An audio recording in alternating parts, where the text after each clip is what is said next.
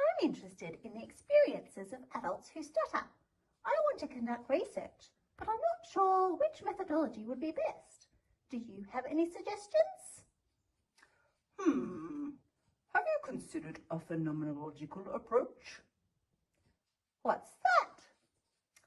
I heard that Flora, Courtney, Marcia and Amanda have done a presentation on it. I've heard it's really informative. Let's watch it together. Phenomenology is the exploration of phenomenon, exploring the subjective experience of humans. It's all about seeing the world as it's experienced through individuals' perspectives. The overarching idea of phenomenology is that within human existence, there is meaning embedded. Phenomenology is a philosophy as well as a research method. The goal of phenomenology is to create a comprehensive body of knowledge through an understanding of lived experience. The underlying premise is that the best way for humans to understand human issues is to explore human experiences. Phenomenology dates back to the era of Edmund Husserl and Martin Heidegger. Husserl held the ideal of intentionality, which is that reality can be grasped by directing the focus internally to internal consciousness only. Heidegger was critical of this approach and brought about the notion of deseen, which is all about human understanding arising from the relationship between reality and internal consciousness. This then led to two approaches of phenomenology that are still used today: descriptive and interpretive phenomenology. Descriptive phenomenology is based on Husserl's belief that subjective information is important when seeking to understand human motivation. A scientific approach is required, which involves researchers ignoring any prior knowledge to prevent bias influencing the study and to ensure scientific rigour. Interpretive phenomenology, on the other hand, is based on Heidegger's suggestion that the focus should be on the lived experience of the individual rather than the phenomena or individual themselves. This approach involves delving into the meaning behind the person's experience and how this meaning influences the choices that are made. Unlike the descriptive approach, the knowledge of the researcher is considered to be valuable to guide the inquiry. Amanda made it sound like an interesting method to use, so how do I know that it's right for my study? Let's keep watching. Courtney's going to tell us all about it. When might we use phenomenology and why? From an allied health perspective, the research method of phenomenology is typically used when the research question pertains to understanding and reporting the lived experience of a person or population. Within the speech pathology scope of practice, we might want to use this method when researching the experiences of someone with a specific speech, language, swallowing or fluency condition, or the experiences of the people surrounding them, such as their carers, immediate family, teachers, or other health professionals. When looking at the two main approaches of the phenomenological method, what kind of research questions or types of populations might we see within the studies that use them? Let's look at some examples to get a better idea of this. When considering the descriptive approach, a study by Penner and colleagues used this approach to investigate the experiences of family members while caring for a loved one with dysphagia and advanced head and neck cancer who was being tube fed. The target population were the family caregivers, and the research question being investigated was, what are the experiences of family caregivers caring for head and neck cancer patients receiving tube feeding? The study used a semi-structured interview and introduced the topic or target question which related to describing experiences.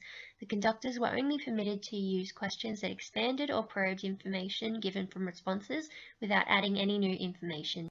When considering the interpretive approach, a study by Howard and colleagues used this approach to investigate the population of parents of school-age bilingual children on the autism spectrum, and the study looked at their perceptions and decisions regarding maintaining bilingualism. One of the 4 research questions being investigated was, what are the consequences of choosing a more monolingual or multilingual approach? The interpretive approach is interested in gaining a deeper understanding of a specific experience or phenomenon, while the descriptive approach is interested in analyzing and describing a phenomenon. What's the best way for me to collect data using this methodology? And how will I analyse it? Flora's got this one covered. Let's listen. I am going to be discussing the sample size, the data collection methods, and the data analysis approaches to phenomenology research. The sample size for phenomenological studies can be as small as 1 individual. Cresswell recommends long interviews with up to 10 people, and Boyd recommends that 2 to 10 participants is sufficient for data saturation. The most common range is between 6 to 20 participants. The focus is on quality rather than quantity to collect what is sufficient for the study. For a data collection method in descriptive phenomenology, the most common form of method is through first-person accounts of experience, such as face-to-face interviews. Other methods, such as written narratives, blogs, research diaries, observations, drawings, online interviews, can also be employed as data collection tools. In both descriptive and interpretive phenomenology approaches, self-report questionnaires with open-ended questions can also be used for qualitative data collection. It is recommended to keep participants' contact information in advance until the data analysis process to see any further questions are required. Now we're going to explore the 4 data analysis approaches for phenomenology research by Clark Mustakas, Paul Colazzi, Amadeo Giorgi, and Adrian Van Camp. In data analysis, the perspective of epoche and reduction or bracketing allows the researcher to become aware of any personal biases and eliminate that presumptions about the phenomenon being studied. In Mustaka's approach, there are 2 central questions that he asks. What are the experiences, and in what context or situations did they experience it? His approach emphasizes on the wholeness of the experience, and in order to accurately portray the essence, one needs to return to the experience to obtain comprehensive descriptions. Mustakas identified these 7 steps to structure and balance both objective and subjective approaches to knowledge. Mustakas also uses the epoche process. In Colazzi's approach, he believed that in order to accurately describe the phenomena through the eyes of the study participants, asking the right questions was essential. Colazzi formulated these 7 procedural steps to data analysis. The outcome is a description of the experience developed through the essential themes. In Giorgi's approach, he argued that studies attempting to capture the human experience should begin with phenomenology. In his approach, the co-researcher's descriptions must be as precise and comprehensive as possible, and this approach also uses bracketing. Here are the steps to Giorgi's method of data analysis.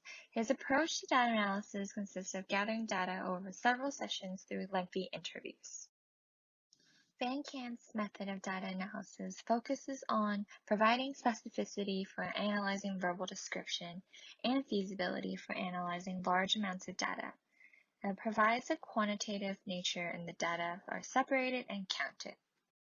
And here are the 5 steps in Van Camp's method of data analysis. So, what do you think? Do you think this kind of approach would be a good fit for your study? It sounds good. I just want to make sure my study is of a high quality. I'll see what Marsha has to say about that. To ensure quality in qualitative research, there are 4 things that need to be considered. The first is truth value, which requires the data to accurately reflect the subject's experiences. Next is applicability, which asks if the findings can be applied in other contexts with other participants.